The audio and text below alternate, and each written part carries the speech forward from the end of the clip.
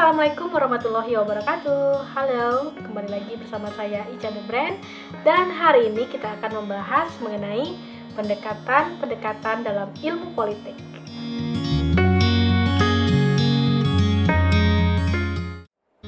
Ada 6 pendekatan yang akan kita bahas dalam episode kali ini. Yang pertama adalah filsafat politik, yang kedua legal atau institusionalisme, yang ketiga, perilaku atau behavioralisme. Yang keempat, pluralism. Yang kelima, strukturalisme. Dan yang keenam adalah developmentalisme. Oke, kita akan bahas satu persatu secara singkat dan detail. Filsafat politik mempunyai esensi dalam mengkritik maupun mengkonstruksi ulang produksi dari ilmu politik, teori politik, maupun keduanya yang berupa kebijakan-kebijakan publik yang terkadang menjadi irasional. Dari ilmu politik sendiri, filsafat politik itu dapat mengkritisi kampanye, pemilu, kudeta, kekuasaan, hingga pragmatisme ataupun kita sebut juga sebagai realitisme.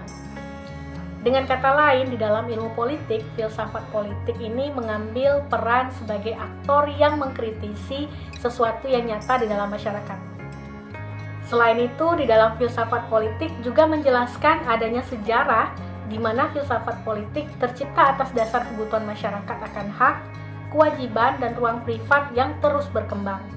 Di dalamnya ada kajian mengenai etika, mencakup nilai yang baik ataupun buruk, dan studi normatif, serta mempelajari langsung ke dalam sebuah pemikiran seseorang, baik filsuf, guru besar, dan lain sebagainya.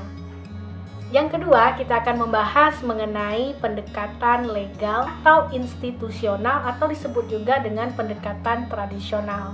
Di mana dalam pendekatan ini negara sebagai fokus utama, terutama dalam hal yuridis dan konstitusional. Sehingga pendekatan ini disebut juga pendekatan legal atau legal konstitusional. Lebih bersifat statis dan deskriptif, dan juga bersifat normatif dengan mengasumsikan norma-norma demokrasi barat. Yang ketiga adalah pendekatan perilaku atau behavioralisme. Munculnya pendekatan ini antara lain karena sikap deskriptif dalam ilmu politik kurang memuaskan karena tidak sesuai dengan kenyataan yang terjadi sehari-hari. Ditambah adanya rasa khawatir bahwa ilmu politik tidak akan berkembang pesat dan tertinggal oleh ilmu-ilmu lain. Serta munculnya keraguan dari pemerintah akan sarjana-sarjana ilmu politik yang kurang mampu menjelaskan mengenai fenomena-fenomena politik yang ada. Salah satu pemikiran pokok dari pelopor-pelopor pendekatan perilaku bahwa tidak ada gunanya membahas lembaga-lembaga formal karena tidak banyak memberi informasi mengenai proses politik yang sebenarnya. Sebaliknya, lebih bermanfaat mempelajari manusia itu sendiri serta perilaku politiknya sebagai gejala yang dapat diamati. Yang keempat adalah pendekatan pluralisme. Pluralisme politik bisa dilihat dari aspek sebagaimana negara memberikan ruang bagi rakyat untuk menyalurkan kekuasaannya atas negara. Penyaluran tersebut akan bermuara kepada dua titik, yaitu melalui partai politik dan non-partai politik. Sistem politik menjadi acuan agar penyaluran kekuasaan itu tidak bersinggungan satu sama lain. Pluralisme politik seperti yang dikatakan oleh Ronald, seorang ahli perbandingan politik, bahwa dalam pendekatan pluralisme politik ini, nilai demokrasi disandarkan pada keberagaman kepentingan politik dan penyebaran kekuasaan yang kita kenal sebagai istilah distribution of power. Di sini esensinya karena pluralisme itu menjunjung tinggi keberagaman, nilai pergaulan yang sangat plural ataupun beragam-ragam, pergaulan bersama atau koeksistensi, serta adanya nilai bekerja sama atau cooperation. Inilah salah satu pendekatan politik yang kita laksanakan di Indonesia karena banyaknya diversity atau keberagaman. Dan di sini juga peran negara itu tidak harus tunduk terhadap tekanan dan intimidasi atas kepentingan tertentu. Namun negara harus mengambil sikap dan peran serta jalan alternatif meskipun kadangkala konflik tentu saja tidak bisa dihindari.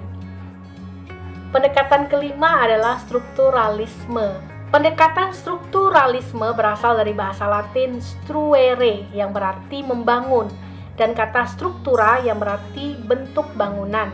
Ajaran pokok strukturalisme adalah semua masyarakat dan kebudayaan memiliki suatu struktur yang sama dan tetap Secara sederhana, strukturalisme ini dapat diartikan sebagai sebuah penyingkapan struktur dari pemikiran dasar manusia, di mana dalam pendekatan ini tidak menyorot hanya tentang sebab akibat dari suatu fenomena, tapi melainkan tertarik dengan konsep yang kompleks yang melatar belakangi fenomena tersebut, di mana di dalamnya ada rangkaian unsur-unsur yang saling berkaitan satu dengan lainnya.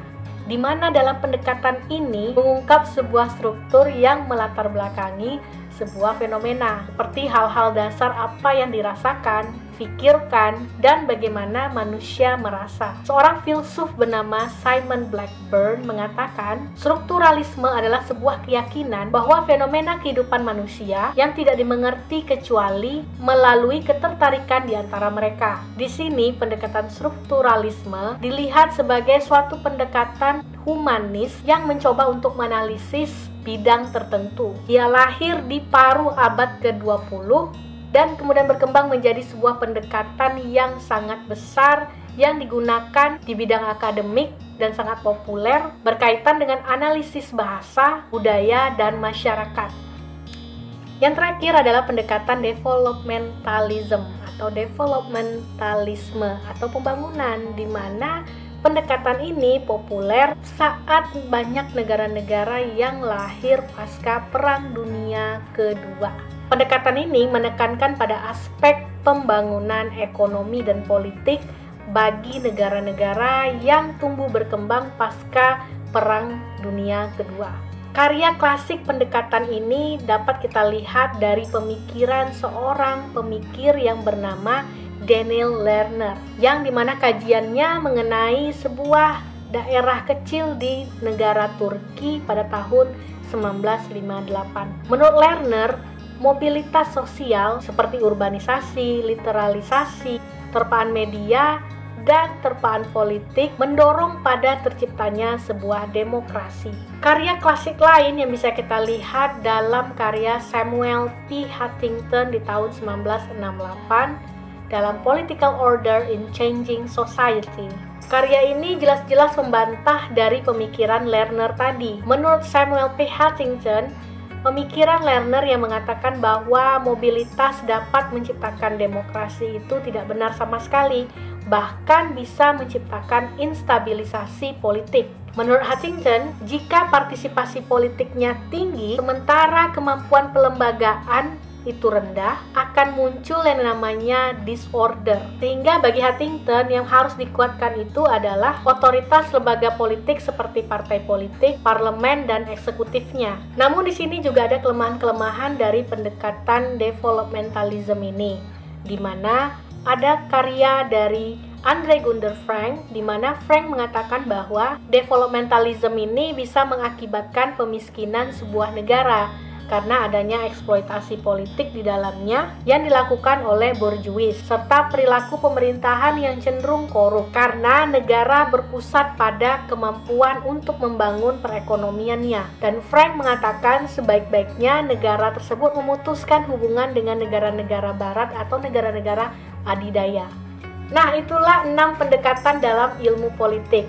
Bagaimana menurut kamu? Apa saja kelebihan dan kelemahan dari pendekatan ini? Berikan komentar di kolom komentar. Jangan lupa untuk like atau memberikan jempol untuk video ini, serta berlangganan atau subscribe di channel akun YouTube ini agar saya terus bersemangat memberikan video-video bermanfaat seperti ini. Semoga dapat memberikan nuansa baru khasanah keilmuan kita.